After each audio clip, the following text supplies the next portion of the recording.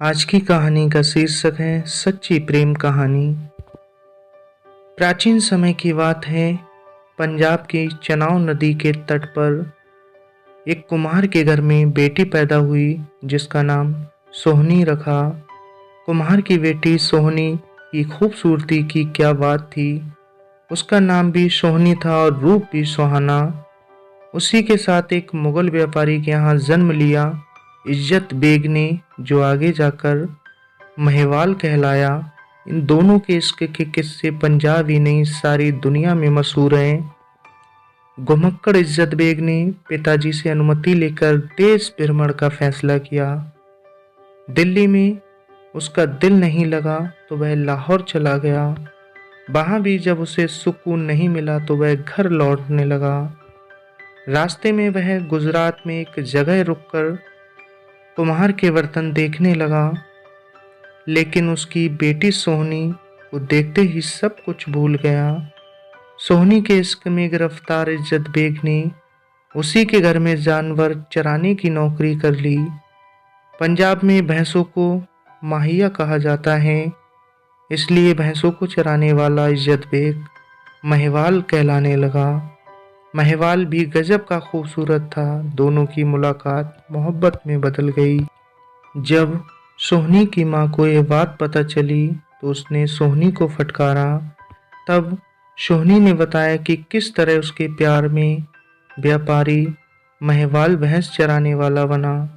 उसने ये भी चेतावनी दी कि यदि उसे महिवाल नहीं मिला तो वह जान दे देगी। सोहनी की माँ ने महिवाल को अपने घर से निकाल दिया। महिवाल जंगल में जाकर सोहनी का नाम ले लेकर रोने लगा। उधर सोहनी भी महिवाल के इश्क में दीवानी थी। उसकी शादी किसी और से कर दी गई, लेकिन सोहनी ने उसे कबूल नहीं किया। उधर महिवाल ने अपने खून दिल से लिखा खत सोहनी को भिजवाया। खत पढ़कर सोहनी ने जवाब दिया कि मैं तुम्हारी थी और तुम्हारी ही रहूंगी। जवाब पाकर महिवाल ने साधु का वेश बनाया और सोहनी से जा मिला। दोनों की मुलाकातें होने लगीं। सोहनी मिट्टी के घड़े से तैरती हुई चनाव के एक किनारे से दूसरे किनारे आती और दोनों घंटों प्रेम मग्न होकर बैठे रहते। इसकी भनक जब सोहनी की भाभी को लगी तो उसने सोहनी का पक्का घड़ा बदलकर मिट्टी का कच्चा घड़ा रख दिया। सोहनी को पता चल गया कि उसका घड़ा बदल गया है। फिर भी अपने प्रियजन से मिलने की ललक में वह कच्चा घड़ा लेकर चनाव में कूद पड़ी। कच्चा घड़ा टूट गया और वह पानी में डूब गई।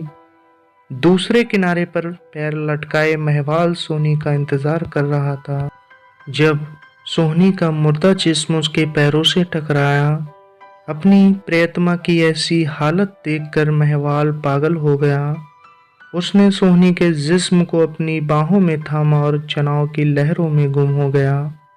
सुबह जब मछुआरों ने अपना जाल डाला तो उन्हें अपने जाल में सोहनी महिवाल के अवध जिस्म मिले, जो मर कर भी एक हो गए थे। गांव वालों ने उनकी मोहब्बत में एक यादगार स्मारक बनाया, जैसे मुसलमान मजार और हिंदू समाधि। कहते हैं क्या फर्क पड़ता है, मोहब्बत का कोई मजहब नहीं होता। आज सोहनी और महिवाल भले ही हमारे बीच ना हो, लेकिन उनकी अमर प्रेम मोहब्बत आज भी जिंदा है, जिसकी लोग मिसालें देते हैं। पूरी दुनिया में सोहनी महिवाल के प्रेम के नगमे गाए जाते हैं। तो दोस्तों, कैसी लगी आपको मेरे द्वारा बताई गई ये प्रेम गाथा? हमें कमेंट्स बॉक्स में ज़रूर अपनी राय बताएं और इसी तरह एक से एक बेहतर कहानी सुनने के लिए हमारे चैनल को सब्सक्राइब कर दें। मिलते हैं फिर अगली वीडियो में अगली कहानी के साथ। तब तक के लिए धन्यवाद।